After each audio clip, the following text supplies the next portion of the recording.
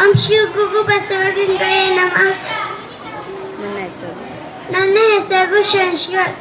ನಾನು ಆ? ವಚನ ವಚನ.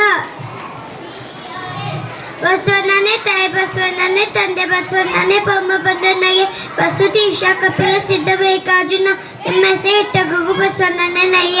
ಬಸವಣ್ಣನೇ ಮೂರ್ತಿಗೆ ದನಕ್ಕೆ ಮೂಲ, ಬಸವಣ್ಣನ ಕೀರ್ತಿಗೆ ದನಕ್ಕೆ ಮೂಲ. ಬಸವ ಬಸವ ಎಂಬುದೇ ಭಕ್ತಿ ಕಣ, ಕಪಿಲ ಸಿದ್ಧ ಮಲ್ಲಿಕಾರ್ಜುನ.